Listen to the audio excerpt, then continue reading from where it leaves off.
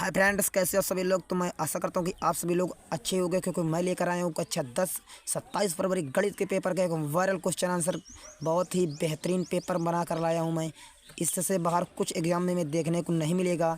तो चलिए video start करने से पहले अपने यूपी बोर्ड के हर एक स्टूडेंट के पास शेयर कर दो। ये है हमारा कक्षा 10 गणित का पेपर, जो वायरल क्वेश्चन आंसर बताए गए हैं। वास्तविक संख्याएं, हर एक चैप्टर से मैंने एक क्वेश्चन बनाया है, और इतने अगर आप लोगों ने 11 चैप्टर से 11 क्वेश्चंस पढ़ लिए हैं तो आपको 70 में 70 नंबर लाने से कोई नहीं रोक सकता। तो चलो वीडियो स्टार्ट करते हैं।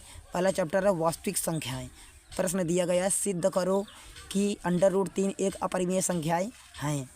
तो यहाँ पर कैसे हल करना है। माना √3 एक परिमेय संख्या है, इसलिए a/b इक्वल √3, जहाँ a तथा b सह अभाज्य संख्या तथा पूर्णांक है।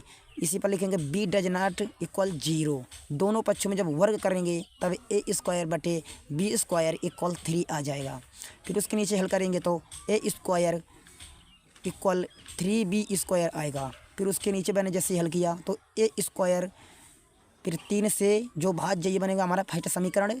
इसे दोबारा जब मानेंगे हम a बराबर 3c, यहाँ पर लिखेंगे कोष्ठ के अंदर 3c² इक्वल 3b², चूँकि a² equal 3b² equal 9c²। जब 3 का वर्ग करेंगे तो 3 3 9 9c² आ जाएगा। यहाँ पर 3b² मैंने उतार दिया।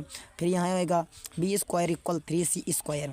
फिर मैंने b² को 3 से भाज्य संख्या है, वही b 3 से जो भाज्य संख्या है वो बन जाएगा हमारा सेकंड समीकरण। जब समीकरण 1 और 2 से लगेगा कि √3 एक वास्तविक में अपरिमेय संख्या है। अब बात करते हैं अगले चैप्टर की ओर। अगला चैप्टर है हमारा 2 चर वाले रैखिक समीकरण। यहाँ से प्रश्न छपते ही नहीं, बनते भी हैं। हर बार एग्जाम्स में, हर बार हर सेट में 7 सेट में देखने को मिल सकता है। तो यहाँ पर अगला क्वेश्चन है नंबर 2।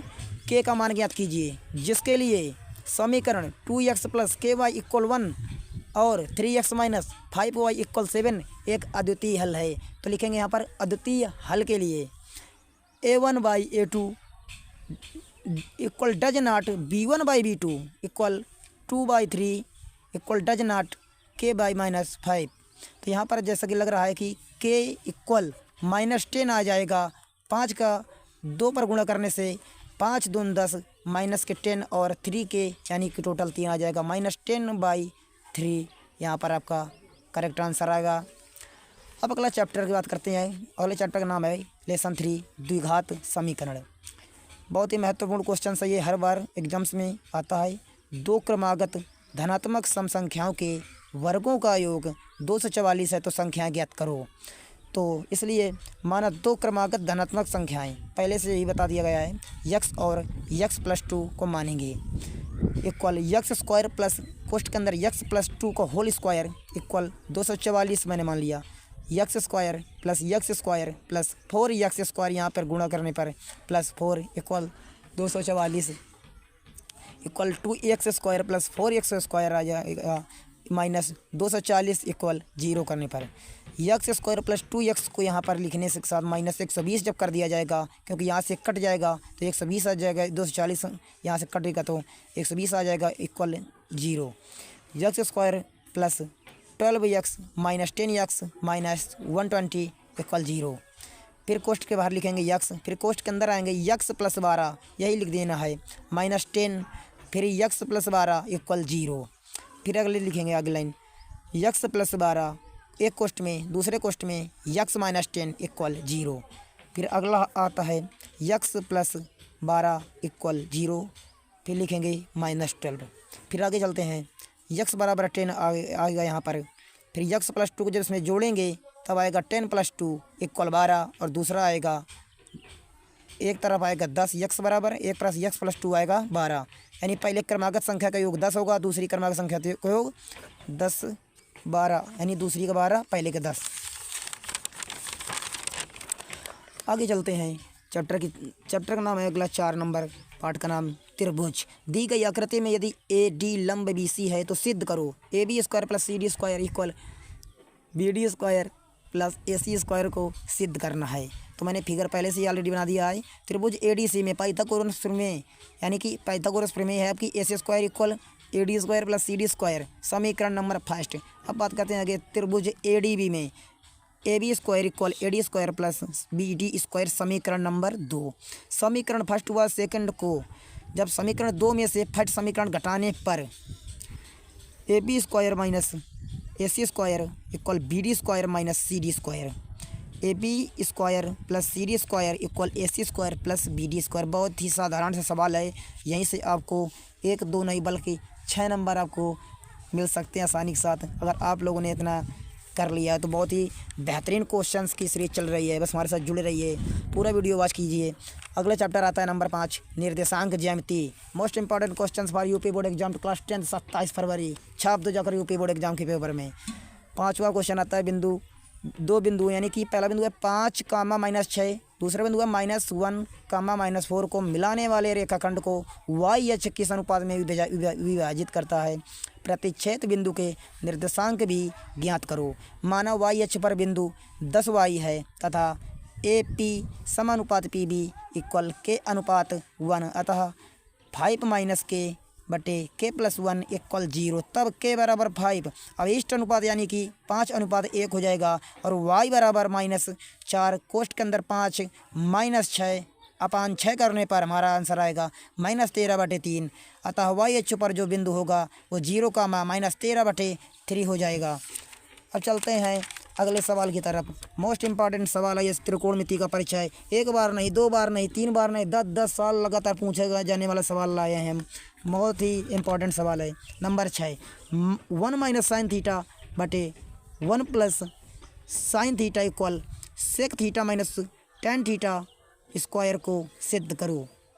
तो यहाँ पर देखेंगे लेफ्ट हैंड साइड यानी कि बायां पक्ष 1 माइनस साइन थीटा अपान 1 प्लस साइन थीटा, जहाँ पे यहाँ पर गुणा कराएंगे 1 माइनस साइन थीटा अपान 1 माइनस साइन थीटा। जब यहाँ पर तिरक गुणा कराएंगे इस प्रकार से तो यहाँ पर आएगा 1 minus sine theta square upon 1 minus sine square theta.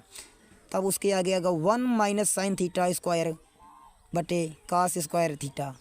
फिर उसके आगे हल करने पर आया 1 upon cos theta minus sine theta upon cos theta square. फिर आगे जब हल करेंगे तो यहाँ पर आया कॉस का आया सेक थीटा माइनस और साइन का आएगा टेन थीटा, यानी कि sec theta minus tan theta square, यानी कि ये राइट हैंड साइड था, इसलिए बायां पक्ष बराबर दायां पक्ष, left hand side equal right hand side. The correct answer is the series. अगला क्वेश्चन हमारा 7वां नंबर त्रिकोणमिति के कुछ अनुप्रयोग।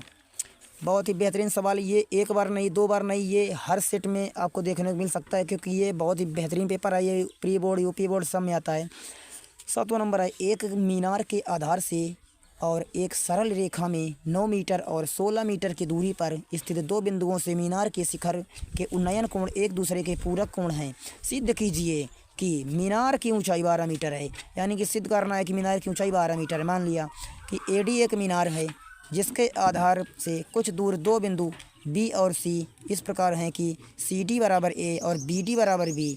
इसलिए यदि त्रिभुज नहीं, यदि कोण ACD इक्वल थीटा, तब कोण ABD इक्वल, यानी कि थीटा का मान 90 डिग्री माइनस थीटा लिखेंगे। माना मीनार की ऊंचाई निकालना है तो AD बराबर है H से हाइट ऊंचाई, इसलिए समकोण त्रिभुज ACD में tan theta equal AD by CD equal H by A। मैंने फिगर आपको पहले से ही बना कर दिखा दिया, बहुत ही बेहतरीन फिगर बना हुआ है। ऐसे ही आपको यूपी बोर्ड एग्जाम में करना है अगर पूरे में पूरे अंक लाना है। पुनः समकोण त्रिभुज ABD में, पुनः कोण त्रिभुज ABD कह रहा है ABD यानी तीनों पूरे त्रिभुज में, तो tan थीटा यानी कि tan 90 degree minus theta equal AD by BD, या आप cot theta equal H by B भी लिख सकते हैं। आप करेंगे tan थीटा गुणे cot थीटा, तब इक्वल करके लिखेंगे H by A into H by B, या इसमें आप tan theta into 1 by tan theta लिख भी सकते हो, तब आएगा हमारा H स्क्वायर बाई AB। आगे करेंगे 1 equal H square upon AB, या आप इसे H स्क्वायर लिख सकते हो। जब H स्क्वायर लिखोगे H स्क्वायर लिखने के बाद AB आएगा। अब लिखेंगे आगे H बराबर AB मीनार की ऊंचाई होगी, और आप इसे A बराबर 9 B बराबर 16 मीटर लिख कर भी हल कर सकते हो। अगला चैप्टर हमारा आता है 8वां चैप्टर, ज्यामितीय रचनाएं। एक त्रिभुज ABC की रचना कीजिए जिसमें AB बराबर 6 सेंटीमीटर, कोण A बराबर 30 डिग्री तथा कोण B बराबर 90 डिग्री। एक अन्य त्रिभुज ABC की रचना कीजिए जो त्रिभुज ABC के समरूप हो तथा जिसका आधार AB डैश इक्वल 8 सेंटीमीटर है। तो मैंने यहाँ पर रचना की है, एक त्रिभुज की रचना कीजिए जिसमें AB बराबर 6 सेंटीमीटर, कोण A बराबर 30 डिग्री तथा कोण B 90 डिग्री है। तो मैंने यहाँ पर लिखा है AB की हाइट लिख दी मैंने 6 सेंटीमीटर और कोण A जिसका कोण मान 30 डिग्री है और कोण B का मान 90 डिग्री है।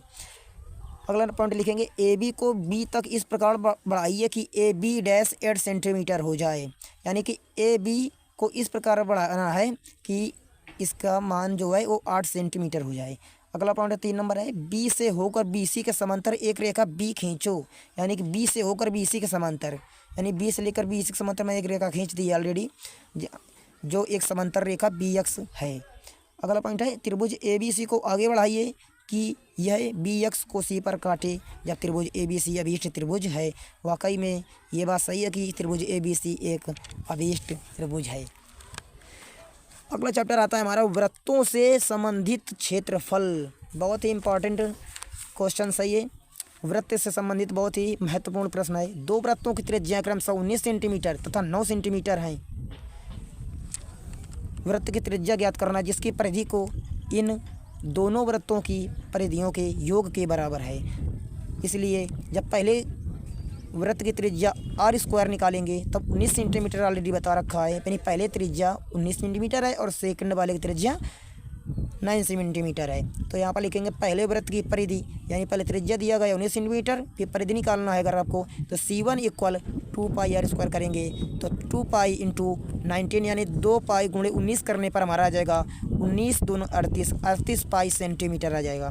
और जब दूसरे वृत्त की त्रिज्या निकालना है तो r² बराबर 9 सेंटीमीटर आ जाएगा। तो यहाँ पर भी उसी प्रकार से करेंगे जैसा पहले वाले में हमने किया। दूसरे वृत्त की परिधि निकालना है तो C2 इक्वल 2πr² करेंगे, यानी कि 2 गुणे 9 गुणे पाई, यानी कि 9 दूनी 18 पाई सेंटीमीटर। आगे चलेंगे, नए वृत्त की परिधि इक्वल दोनों वृत्त की परिधियों का योगफल जब कर देंगे तो हमारा टोटल काउंट आंसर आ जाएगा। तो 2πr equal C1 plus C2, यानी कि पहले वाले का मान आया 38 पाई, दूसरे वाले का मान आया 18 सेंटीमीटर। जब दोनों को आपस में जोड़ेंगे तो हमारा आंसर आ जाएगा 56, यानी कि 2πr इक्वल 56 सेंटीमीटर। तो यहाँ पर 2π को मैंने कट किया 56 से, हमारा आंसर आया 28 सेंटीमीटर। अगला चैप्टर है हमारा राष्ट्रीय क्षेत्रफल और आयतन। क्वेश्चन नंबर 10, एक शंकु के आधार की त्रिज्या 3.5 सेंटीमीटर यानी 3.5 सेंटीमीटर है तथा 12 सेंटीमीटर उसकी ऊंचाई है। शंकु की तिर्यक ऊंचाई ज्ञात करना है। दिया गया है, यानी कि ऑलरेडी दिया गया है कि आधार की त्रिज्या r बराबर 3.5 सेंटीमीटर है और ऊंचाई 12 सेंटीमीटर है। तो तिर्यक ऊंचाई यानी कि यल यानी कि निकालना है तो इसका एक फार्मूला होता है √r² प्लस h²। तो यहाँ पर लिखेंगे √3.5 स्क्वायर प्लस 12 स्क्वायर करेंगे जब r का मान 3.5 और h का मान 12 स्क्वायर। तो यहाँ पर इसका आंसर जो आएगा वर्ग करने पर वो आएगा 12.25 प्लस 12 का स्क्वायर कितना होता है 144।